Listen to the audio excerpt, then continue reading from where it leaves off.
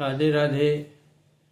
मैं आपके सामने पुनः श्रीमद् भागवत गीता यथारूप अध्याय 9 परम गुह्य ज्ञान लेकर शतुहा श्लोक क्रमांक 23 से पुनः आपके सामने प्रसंग विस्तृत करूँगा। ऐसा है आपको अच्छा लगेगा, पसंद आएगा, सपोर्ट कीजिए,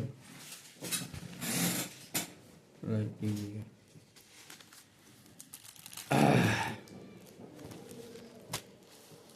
अवचेत दुराचारो भजते मामन्यभ्याकं सादरे चामतव्यं समग्रस्तु ईशा। यदि कोई जघन से जघन कर्म करता है किंतु यदि वह भक्ति में रहता है तो उससे साधु मानना चाहिए, क्योंकि वह अपने संकल्प में अड़ग रहता है।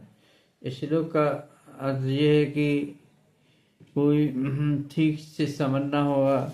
जब मनुष्य वृद्ध होता है तो उसके दो प्रकार के कर्म होते।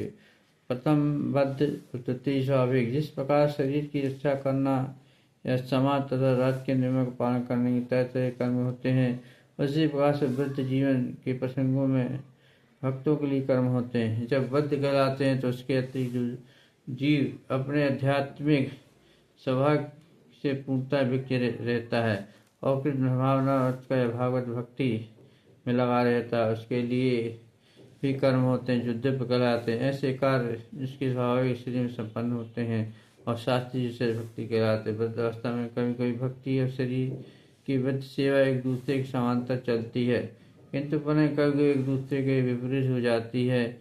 जहाँ तक संभव होता है भक्त तक रहता है, वह कोई ऐसा कार्य न करे जिससे अनुकूल स्थिति भंग हो। उसकी कर्म सिद्धि उसकी कृष्ण भावना व्रत की अनुभूति की प्रगति पर निर्भर करती है। कभी कभी ये देखा जाता है कि कृष्ण भावना व्रत व्यक्ति समाज या राजनीति से कभी कभी इसके हाथ से निंदनीकार हो जाता है। इस प्रकार का क्षणिक पतन से वह अयोग्य नहीं हो जाता।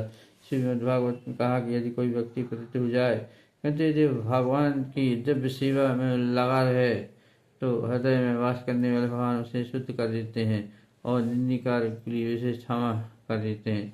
भौतिक कर्म इतना प्रबल है कि भगवान की सेवा में लगा योगी भी कभी कभी माया जाल में फंस जाता है, लेकिन कृष्ण भावना पर इतना शक्तिशाली रहे इस प्रकार का आकस्मिक पतन तुरंत रुक जाता है।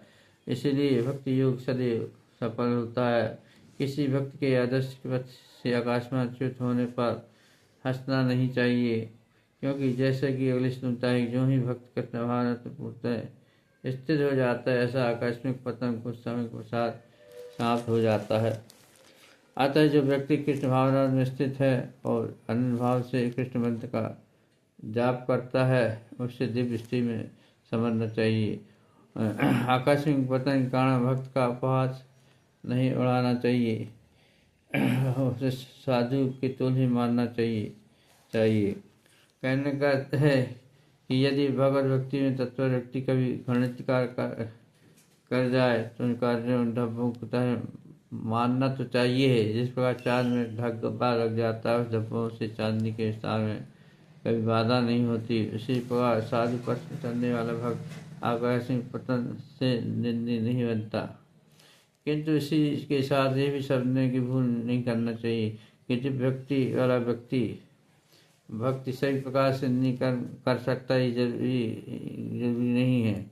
भौतिक संबंधों की प्रबलता के कारण कभी कभी मायावश कर बैठता है, लेकिन भक्ति वो दिव्य रूप से करता है तो माया का विद्युति होता है। जब तक मनुष्य माया से लड़ने के लिए शक्तिशाली नहीं होगा तब तक वह पतन में जा सकता है, किंतु जैसी शक्तिशाली भक्ति होती है तो माया हार जाती है और भक्ति जीत जाती है। क्षप्रम भवति धर्मात्मा शास्त्रजन्ते गच्छति कौन्ते प्रजानेन मे भक्ति प्रणयति। वह तुरंत धर्मात्मा बन जाता है और स्थायी शांति को प्राप्त करता है। हे कुंती वे निर्भय होकर घोषणा कर दो कि मेरे भक्त का भी विनाश नहीं होता है। इसका कोई दूसरा नहीं हो। सात विद्याएं भगवान कहते हैं दुष्कृति है भगवत भक्त नहीं हो सकता जो भगवत भक्त नहीं है, उसमें कोई भी योग्यता नहीं होती है। निंदनीय कर्म में परत होने वाले व्यक्ति किस प्रकार भक्त हो सकता है? यह प्रश्न ठीक है, होना भी चाहिए कि जो गलत काम करता है वह भक्त नहीं होता है। जो दृष्टात्मा कोई भक्ति के पास भी नहीं भटकता, उसमें सद्गुण नहीं आ सकते हैं। श्रीमद् भागवत में इसको ले गए। समानतः नौ प्रकार का भक्ति कार्य में युक्त रहने वाला भक्त निधेय को भौतिक कल से शुद्ध कर सकता है। वह भगवान को अपने हृदय में बसाता है, फलतः सारे पाप धुल जाते हैं। अंततः भगवान का चिंतन करता है तो पाप भूल जाते हैं। वेद के अनुसार ऐसा विधान है, यदि कोई अपने पद से नीचे गिर जाता है तो वेद के अनुसार यदि अपनी शुद्धि के लिए उसे अनुष्ठान करने होते हैं, किंतु वहाँ पर कोई ऐसा पद नहीं है। जो शुद्धि क्रिया भगवान का निरंतर स्मरण कराती है, पहले से भक्त के हृदय में चलती है। हरि कित कृष्ण कितने राम नाम का अनुमत जाप करना चाहिए। भक्ति को आकर्षण पत्र से बताता है। भक्त को आकर्षण जो पतन होता है बचा लेता है। समझभूति कर्म से ओके माहि पाद व्याप्तते अपियो पापमयो नयास्त्रो वैष्टा शुद्धास्त्रो अभियांति परागतिम। हे पार्थ, जो लोग मेरी शरण में ग्रहण करते हैं, भले ही निम्न जन्मा स्त्री वैश्य या किसी भी कर्म क्यों ना हो, वो परम धाम को प्राप्त करते हैं। तात्पर्य भगवान ने स्पष्ट कहा कि जो मेरी भक्ति करता है, चाहे किसी भी जात का हो, निम्न जात का हो या छोटी जात का हो, ऐसा भक्ति में कोई विभाजन नहीं होता है। भगवान सभी के हैं। कोई भी निम्न जात की भक्ति कर सकता है और दिव्य भक्ति के द्वारा मुझे प्राप्त कर सकता है। यह सभी में लागू होता है। कोई भी भक्ति कर सकता है, इसमें जात का कोई बंधन नहीं है। चाहे वो चंडाल हो, निम्न जात का, शूद्र हो, वैश्य हो, कुछ भी जात का, यदि वो भक्ति करता है तो उसे भक्ति का भी प्रसाद मिलता है, उसे प्रभु की कृपा मिलती है। चाहे वो तामसी प्रवृत्ति का हो, चाहे राशि प्रवृत्ति का हो, चाहे किसी प्रवृत्ति को हो, चाहे वो चंडाल कहलाता हो, चाहे के बीच में जन्म लेता हो, चाहे उच्च का हो, यदि उसको भक्ति करने का अधिकार है, वो भक्ति कर सकता है। भक्ति करके अपने भगवत धाम को प्राप्त कर सकता है, किस धाम को प्राप्त कर सकता है। इसमें कोई बंधन नहीं है कि केवल एक ही वर्ग का व्यक्ति भक्ति करने का अधिकारी है। अगर इसमें योग्यता है तो भक्ति कर सकता है, प्रभु को प्राप्त कर सकता है और मुक्ति धाम को प्राप्त कर सकता है। लेकिन उसको शुद्धि भक्ति करनी होगी। शुद्ध भक्ति से भगवान प्रसन्न होते हैं और शुद्धि भक्ति मतलब भगवान में तल्लीन हो जाए, सात्विक कर्म करते रहें, भक्ति करते रहें। ये ब्रह्मणा पुण्य भक्ता राजसत्तानंतम सुखम लोक में राधे राधे। फिर धर्मात्मा ब्राह्मण भक्त रजस्व के लिए भी तो कहना ही क्या है। अतः इस क्षणिक दुख में संसार में आ जाने पर मेरी प्रमुक्ति में आपको अपने आप को लाओ। संसार में कई श्रेणियाँ होती हैं, किंतु इस संसार किसी के सुख का ध्यान नहीं देता है। यह स्पष्ट है। अनंतम ससम लोकम, यह जगत अनित्य और दुखमय, दुख से भरा हुआ है। किसी भी भले मनुष्य के रहने लायक नहीं है। भगवान इस संसार को क्षणिक तथा दुखमय घोषित कर चुके हैं। कुछ दार्शनिक विशेष रूप से मायावादी कहते हैं संसार मिथ्या है, झूठा है अनित्य है, अनित्य मिथ्या में अंतर है। यह संसार अनित्य है, किंतु एक दूसरे का भी संसार जो नित्य है और संसार दुखमय है, किंतु दूसरा संसार नित्य आनंदमय है। मतलब भगवत धाम आनंदमय है, ये नाशवान है, दुखमय है। इस संसार में जो हम रह रहे हैं वो दुखमय है, लेकिन एक संसार हो जहाँ आनंद चाह तो आनंद बिक रहा है, वो भगवत धाम है, वैकुंठ धाम है। और भक्ति करके भक्त वहाँ ही पहुँचता है। अर्जुन का जन्म ऋषितुल कुलराज कुल में हुआ था, अतः भगवान उससे भी कहते हैं कि मेरी सेवा करो, उससे मेरी धाम को प्राप्त करो। किसी को इस अनंत संसार में नहीं रहना चाहिए, क्योंकि यह दुखमय है। प्रत्येक व्यक्ति को भगवान के हृदय में से लगना चाहिए, जिससे वह सदैव सुखी हो सके। हृदय से लगने का मतलब ये होता है कि आप भगवान की भक्ति करें, हृदय से भक्ति करें, तो उससे भगवान उसे अपने हृदय में स्थान देते हैं और उसके भक्त के हृदय में तो भगवान स्वयं विराजमान हो जाते हैं। ऐसी भक्ति करना चाहिए कि चारों में भगवान का ही दर्शन हो, भगवान की भक्ति में तल्लीन रहे। मननाभाव मुक्त को मद्दाजी नमस्करम मामयते स्मात्मानं प्राणम। अपने मन को मेरे चिंतन में लगाओ, मेरे भक्त बनो, मुझे नमस्कार करो और मेरी पूजा करो। इस बार में पूर्णता तलीन होने पर तुम निश्चित रूप से प्राप्त हो सका है। भगवान कृष्ण कहते हैं मुझ में ही अपना मन लाओ, अब चिंतन करो, मेरा ही चिंतन करो, मुझे ही प्रणाम करो करो और मुझे ही अपना सब कुछ समझो। सारी भक्ति भगवान कृष्ण को समर्पित होना चाहिए, मुझ में भी समर्पित हो जाओ। कुछ लोग आश्रय होते हुए कृष्ण का चिंतन करते हैं, किंतु ये सब उसी तरह कृष्ण के मामा राजा कंस करता था। वह भी कृष्ण का निरंतर चिंतन करता था, किंतु उसे सत्य रूप में चिंतन करता था। रावण भी था, वो भी सत्य रूप में चिंतन करता था, लेकिन भगवान के द्वारा उद्धार हुआ, उसको भगवत प्राप्ति हुई है। किसी न किसी रूप में आप चिंतन कीजिए, भगवान को हो जाते हैं।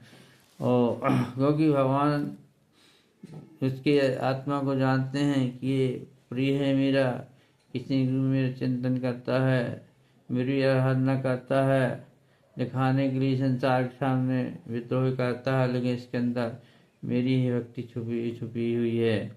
इसलिए भगवान प्रसन्न रहते हैं, उसे अपना भगवत धाम देते हैं। और गुरु से भी सीखना चाहिए कि हम कैसे भक्ति, क्योंकि गुरु ही ईश्वर का मार्ग दिखाता। कहते हैं गुरु गोविंद करे काके लय पाँव, बलिहारी गुरु आपकी गोविंद बताए। अतः मनुष्य को कृष्ण के आदि रूप में ही भगवान को सिर मान के भक्ति करना चाहिए। भारत में हजारों मंदिर हैं जहाँ भक्ति का प्रकाश फैला हुआ है, और मनुष्य को चाहिए कि ऐसे प्रकाशमय स्थल में भी जाना चाहिए, वहाँ भी भगवान के दर्शन होते हैं। वो स्थान है भगवत भक्ति का, और इसलिए पुराने लोगों ने मंदिर बनाए हैं, वहाँ मन भटकता नहीं है। सिर्फ ईश्वर की आवाज़ हमें दिखाई देती है तो अपने अंदर भी भक्ति की ज्वाला लगती है और हम भगवान की भक्ति करने लगता है। हमारा मन यहाँ नहीं भटकता है। ऐसी भगवान की शुद्धि भक्ति हमें भगवान की प्रेरणा से प्राप्त होती है, और जब भगवान जिसे चाहते हैं उसे अपनी शक्ति प्रदान करते हैं, और वह व्यक्ति भगवत भजन करता है और वैकुंठ को प्राप्त करता है। राधे राधे।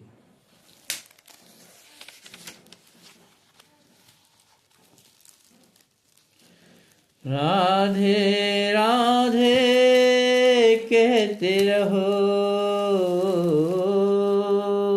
दर्शन देंगे प्रभु।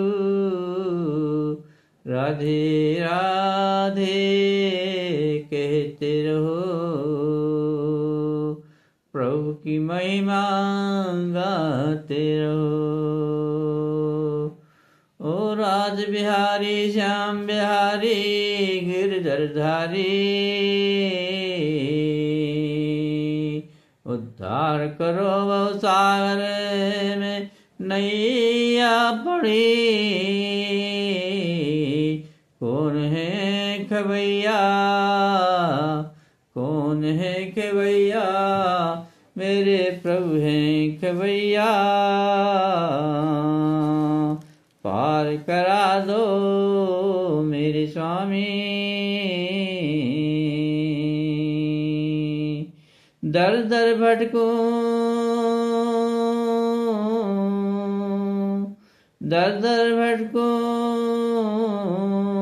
मेरी न भक्ति गुरु आए मार्ग दिखाया, तब मैंने गोविंद को पाया। गुरु बिन भक्ति न मिले ना, गुरु बिन प्रभु मिले ना। गुरु ब्रह्मा गुरु विष्णु गुरुदेव महेश्वरा, गुरु साक्षात् ब्रह्म तस्मै श्री नमः। मेरे प्रभु गिरधर गोपाल दूसरों न कोई, कहती है मीरा, कहती है मीरा मेरे तो प्रभु,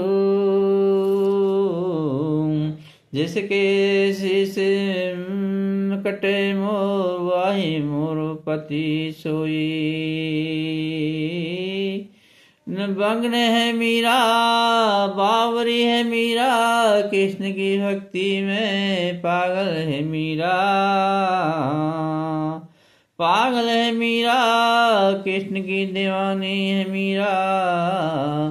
कहती है मीरा कृष्णा कृष्णा मेरे कृष्णा, न सताओ अब तू आ जाओ, न सताओ कृष्णा। घर छोड़ा द्वार छोड़ा दुनिया में छोड़ दी मैंने, अब तो प्रभु आ जाओ, कृष्ण मेरे आ जाओ। चरणों में जगा दे दो, हृदय में जगा दे दो, अपने चरणों में जगा दे दो। भक्ति करूं मैं प्रभु तुम बिन मेरा न कोई, इस जग में तू ही है, तू ही है, तू ही है कृष्णा, तू ही कृष्णा। अब न सताओ मेरे गोपाला, मेरे गोपाला, कृष्णा कृष्णा कृष्णा।